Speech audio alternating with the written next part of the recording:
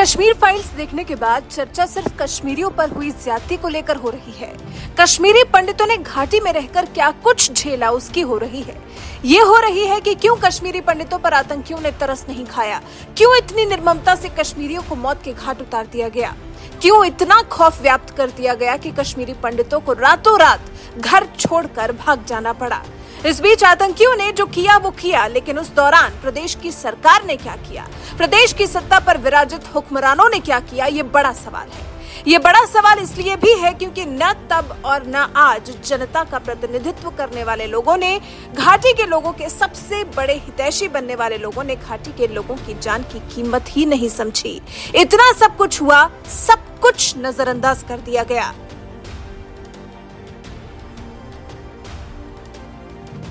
ऐसा कहा जाता है कि ज्यादातर कश्मीरी पंडित जम्मू कश्मीर के तत्कालीन मुख्यमंत्री फारूक अब्दुल्ला को अपने खिलाफ किए गए अत्याचारों के लिए मुख्य अपराधी के रूप में देखते हैं। कश्मीरी पंडित तो यहाँ तक कहते हैं अल्पसंख्यक समुदाय के सामूहिक पलायन और घाटी में आतंकवाद की शुरुआत से पहले की सभी घटनाओं के लिए वो जिम्मेदार है। क्यों? क्योंकि फारूक अब्दुल्ला 7 नवंबर 1986 से लेकर 18 जनवरी 1990 तक मुख्यमंत्री थे। ये वो दौर था जब कश्मीर पर धीरे धीरे आतंकी कब्जा कर रहे थे। खुफिया एजेंसियों ने आतंकियों की गतिविधियों को ध्यान में रखते हुए अलर्ट भी जारी किया हुआ था, लेकिन कश्मीरी लोगों की जान की हिफाजत करने की पड़ी किसे थी? सरकारों की तरफ से कोई गंभीर कोशिश की ही नहीं गई। फरवरी 1986 में दक्षिणी कश्मीर में बड़े पैमाने पर सांप्रदायिक हमले हुए। कट्टरपंथियों की भीड़ ने कश्मीरी पंडितों की संपत्तियों और मंदिरों को या तो लूट लिया या नष्ट कर दिया। फारूक अब्दुल्ला के बहनोई गुलाम मोहम्मद शाह तब मुख्यमंत्री बने। वो हिंसा को रोकने में विफल रहे और तबाही को रोकने के लिए सेना को बुलाया गया। मार्च 1986 में गुलाम मोहम्मद शाह की सरकार को बर्खास्त कर दिया गया। बताया जाता है कि मुफ्ती सईद ने उस वक्त हिंसा को भड़काया था, लोगों को उकसाया था, क्योंकि वो शाह की जगह लेना चाहते थे। तब देश के प्रधानमंत्री राजीव गांधी थे, जिन्होंने बाद में सईद को राज्यसभा में सीट दी और उन्हें केंद्रीय मंत्री भी बनाया। इस कहानी को तो हम आगे बताते ही रहेंगे, लेकिन उससे पहले द कश्मीर फाइल्स को लेकर फारूक अब्दुल्ला के बेटे उमर अब्दुल्ला का क्या कहना है वो भी जान लेते हैं। ये फिल्म सच्चाई से बहुत दूर है। फिल्म निर्माताओं ने मुस्लिमों और सिखों के बलिदान को नजरअंदाज किया है, जो आतंकवाद से पीड़ित थे। अगर the Kashmir files commercial film है तो किसी को कोई समस्या नहीं है, लेकिन अगर फिल्म निर्माता दावा करते हैं कि ये वास्तविकता पर आधारित है तो तथ्य गलत है। 1986 मार्च के बाद नवंबर 1986 आया, जब महीनों की चर्चा के बाद राजीव गांधी और फारूक अब्दुल्ला ने एक समझौते पर हस्ताक्षर किए और बाद में मुख्यमंत्री के रूप में उनकी बहाली हो गई। अखिल भारतीय समाज के अध्यक्ष रमेश रैना इस समय को बहुत महत्वपूर्ण मानते हैं, जब फारूक अब्दुल्ला घाटी में नहीं थे और घाटी को बर्बाद करने की साजिश रची जा रही थी। रमेश रैना के मुताबिक ये 1986 से 1989 की अवधि कश्मीर के इतिहास में महत्वपूर्ण है, जिसे अक्सर नजरअंदाज कर दिया जाता है। पलायन रातों रात नहीं हुआ, इसके लिए पूरी तैयारी थी। अब्दुल्ला ने इस समझौते से देश को भ्रमित किया। आप कह सकते हैं कि वो अक्षम थे और उनका कोई नियंत्रण नहीं था, या आप कह सकते हैं कि वो इसमें पूरी तरह शामिल थे, सब कुछ जानते थे और चीजों को होने दिया। 11 मार्च को विवेक अग्निहोत्री के निर्देशन में बनी द कश्मीर फाइल्स रिलीज हुई और 16 मार्च को जम्मू कश्मीर के पूर्व पुलिस महानिदेशक शेष पॉल वैद ने ट्वीट किया, लिखा, शायद बहुत ही कम लोगों को ये पता होगा कि जम्मू कश्मीर पुलिस ने पाकिस्तान के खुफिया एजेंसी ISI द्वारा प्रशिक्षित किए गए आतंकियों के पहले जत्थे को गिरफ्तार कर लिया था। उन्हें रिहा कर दिया गया और उन्हीं आतंकियों ने बाद में जम्मू कश्मीर के कई आतंकी संगठनों का नेतृत्व किया। वैद ने तो अपने ट्वीट में आतंकियों के नाम भी बताए हैं। लिखा है, उनमें त्रेहगाम का मोहम्मद अफजल शेख, रफीर अहमद अहंगर, मोहम्मद अयूब नजर, फारूक अहमद गनी, गुलाम मोहम्मद गुजरी, फारूक अहमद मलिक, नजीर अहमद शेख और गुलाम मोहिउद्दीन तेली शामिल हैं। क्या ये 1989 की केंद्र सरकार की जानकारी के बिना संभव था? खुफिया एजेंसियां तो बार बार कश्मीरियों को सतर्क कर रही थी, लेकिन युवा तो हथियारों का प्रशिक्षण लेने पीओके जा रहे थे। घाटी में बहुत सारे अपहरण हुए, खासकर सरकारी कर्मचारियों के, उनमें से ज्यादा कश्मीरी पंडित थे, लेकिन कोई कार्रवाई नहीं की गई। हालात ये हो गए थे कि स्थानीय अखबारों में खुलेआम धमकी दी गई, पोस्टर चिपकाए गए, हिट लिस्ट बनाई गई, लेकिन प्रशासन के कान पर तो जैसे जू तक नहीं रेंग रही थी। तत्कालीन राज्यपाल जगमोहन ने तत्कालीन प्रधानमंत्री राजीव गांधी को 20 अप्रैल 1990 को पत्र के जरिए घाटी का हाल सुनाया था।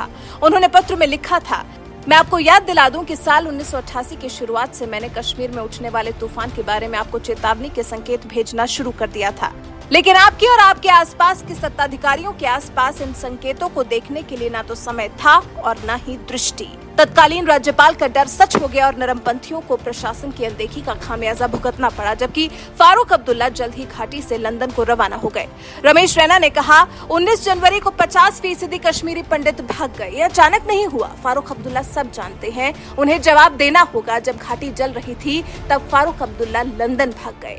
ग्लोबल कश्मीरी पंडित डायस्पोरा के प्रमुख सुरेंद्र कौल ने कहा, फारूक अब्दुल्ला के दोहरे मापदंड हैं। वो हमेशा दिल्ली में कुछ बोलते हैं और कश्मीर में कुछ और। उन्होंने एलीट क्लास की रक्षा की और आम लोगों के लिए कभी काम नहीं किया। खुद की जागीर को जिंदा रखने के लिए उन्होंने समुदायों को विभाजित कर दिया। आपको बता दें, उस दौर में फारूक अब्दुल्ला ने जो किया उसका खामियाजा वो अभी तक भुगतते आ रहे हैं। 2019 में जब उन्होंने तीर्थ यात्रा पर श्रीनगर आए कश्मीरी पंडितों के एक समूह से मिलने की कोशिश की तो उनके खिलाफ नारे लगाए गए थे। कश्मीरी पंडितों को लगता है कि अगर फारूक अब्दुल्ला ने उस वक्त कड़े कदम उठाए होते तो कश्मीर आतंकवाद की चपेट में नहीं आता और अल्पसंख्यकों को न सताया जाता और न ही जबरन बाहर किया जाता। वैसे इस कहानी से आपको क्या लगता है? क्या सच में फारूक अब्दुल्ला कश्मीर को बचाने में इतनी अहम भूमिका अदा कर सकते थे, लेकिन आरोप के मुताबिक अपने शौक की वजह से और उनकी अनदेखी की वजह से कश्मीर जलता रहा और उन्होंने कश्मीर वासियों की सुध तक नहीं ली? आपकी इस पर राय हमें कमेंट कर जरूर बताएं।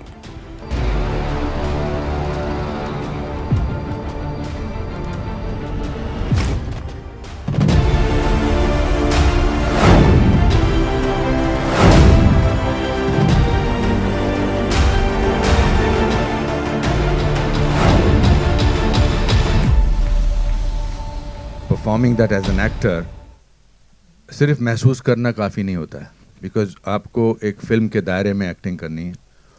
तो इस फिल्म के दो पहलू हैं, as an actor and as a person. तो जहाँ तक पर्सन की बात है, आप कितना भी महसूस कर लो, अगर वो एक्टर अच्छा नहीं है तो वो पर्दे पर उस दर्द को, उस तकलीफ़ को नहीं ला सकता है। महसूस तो हम सब लोग करते हैं, हम सब लोग दुख महसूस करते हैं, हम तकलीफ़ महसूस करते हैं, खुशी महसूस करते हैं, हंसते हैं, रोते हैं, but everybody can't act it out. It's a job of an actor to do that. So I want to separate two issues over here. One is that just because I'm a Kashmiri Pandit does not mean that I will be able to portray that pain brilliantly unless I can project what I'm feeling. जब विवेक ने मुझे पता लगा कि वो ये film कर रहे हैं और उन्होंने मुझे ये रोल दिया, और सबसे पहली बात जो इन्होंने मुझे बोली कि मैंने कहा इस कैरेक्टर का नाम क्या रखा है, तो इन्होंने कहा पुष्करनाथ। ना, पुष्करनाथ मेरे पिताजी का नाम है, मेरे अपने पिताजी का। तो हम जब देहरादून पहुँचे इसकी शूटिंग करने के लिए, तो मिथुन जी और पुनीत और दर्शन ऑलरेडी शूटिंग कर रहे थे। अलग से एक फिल्म का माहौल ही कुछ अलग था। ऐसा लग रहा था कि कुछ बहुत ही इम्पॉर्टेंट फिल्म बन रही है, क्या हो रहा है, क्या सिचुएशन है। हम तो बाहर से आए थे, फ्लाइट से ऐड किए थे, रास्ते में खाना वाना खा के गए थे। And then it dawned on me what it is to be playing Pushkarnath, a simple normal human being जिसको कोई दुनिया की ऐसी चीज़ों का पता नहीं है। I was representing a normal Kashmiri Pandit from Kashmir, which my father represented very well. And then it was difficult to do that role, because how do I separate the emotions of Anupam Kher from the emotions of actor Anupam Kher? What is real and what is acting? So from that point of view, it was one of the most difficult roles. He gets dementia, he does not know what is happening, he has to, and on top of it, I was doing scenes with Darshan, who was not on the same wavelength as a character of Pushkarnath. So it was a difficult job. Plus कहानी वो थी जो मैं सुन चुका था अपने रिश्तेदारों से, करीबी रिश्तेदारों से, मेरे मामा से, मेरी माँ से, और हम सब वो अंडर द रग उसको जब छुपाते हैं ना, जब तकलीफ बहुत ज़्यादा होती है तो उसको दबा के रखते हैं. That's why it turns into depression. But I'm so happy that Vivek, you and Pallavi, you made this film, because आप लोग तो बहुत सारी चीज़ों से जूझते हैं as journalist, बट इस कमरे की खामोशी बताती है कि आज आपको भी कहीं तो झटका लगा है. And that is the biggest achievement, I will say, of the film. Because when pain reaches other people, then half the job is done. So I think this is what this film has done.